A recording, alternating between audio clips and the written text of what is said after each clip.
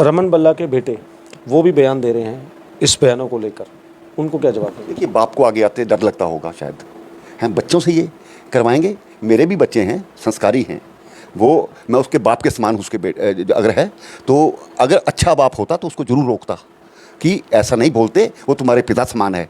मेरे बच्चे भी हैं, उनको भी रोज़ गुस्सा आता होगा, बड़ा कुछ कहते होंगे, लेकिन संस्कार दिए हैं, कोई सड़क से उठा के नहीं लाए हैं।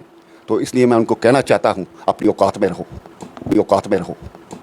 नमस्कार। तो आपने ये वीडियो देखी, कविंदर गुप्ता जी मेरे को कहते हैं कि औकात में रहिए। तो मैं इसका जवाब ये देना चाहूंगा कि अब एक नई मूवी आ रही है, मिस्टर इंडिया 2। मिस्टर 1 में तो अनिल कपूर गायब होता था, मिस्टर इंडिया 2 में 10 साल से कविंदर गुप्ता जी गायब हो गए। और ऐसा बयान देना, मैं इस पे क्या टिप्पणी दूं, मुझे समझ नहीं आता। इतने बुजुर्ग व्यक्ति हैं, सही में पिता समान है, इसमें कोई दोहराई नहीं है, परंतु इनको लफ्जों का चयन करना चाहिए। और इसके ऊपर मैं वीडियो पर क्या कमेंट करूं, क्योंकि ये 5-6 मिनट के बाद आ जाएगा कि बच्चे मैंने तो ये बयान ही नहीं दिया, ये तो टेम्परिंग थी जैसे इन्होंने पहले बोला।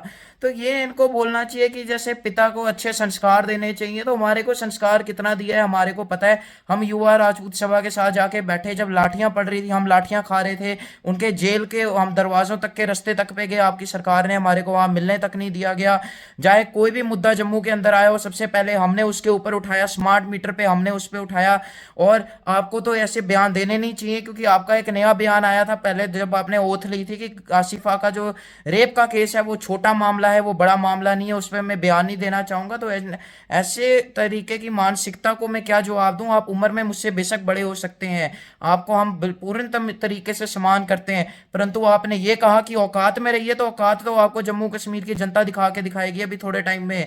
आप में दम है कॉरपोरेशन के बीच में लोगों के घर जाके बोलना मेरे नाम के ऊपर वोट दो, आप अपने नाम के ऊपर वोट मांगना।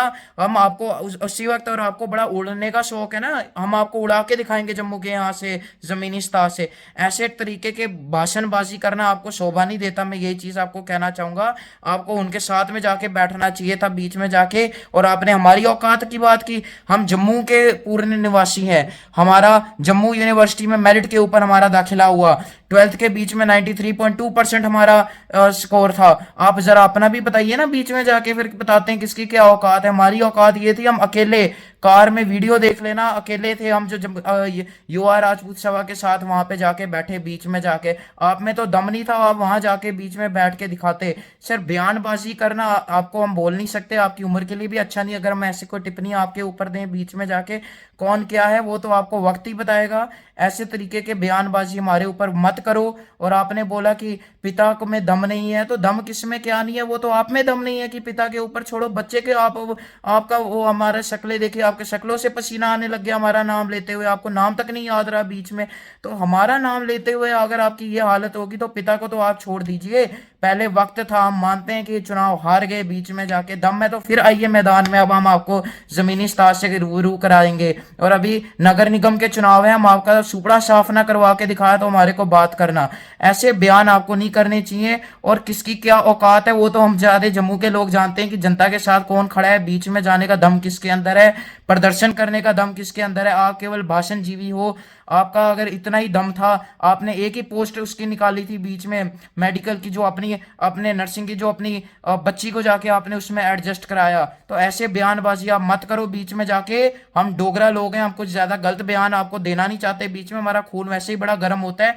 ऐसे तरीके के हवाबाजी बयान आप मत करिए। हमारे को आपसे कोई करेक्टर सर्टिफिकेट भी नहीं चाहिए साथ में। हम आपको यही चीज कहना चाहेंगे, आप वही व्यक्ति हैं जो बिना विधायक होते हुए भी, क्योंकि 2018 को नवंबर के महीने में जो सरकार असेंबली थी उसको डिसॉल्व कर दिया गया, उसके बाद आप अवैध तरीके से सरकारी मकान के अंदर रह रहे हैं बीच में जाके। तो ऐसे बयानबाजी आप मत कीजिए, हम आपको यही कहना चाहेंगे।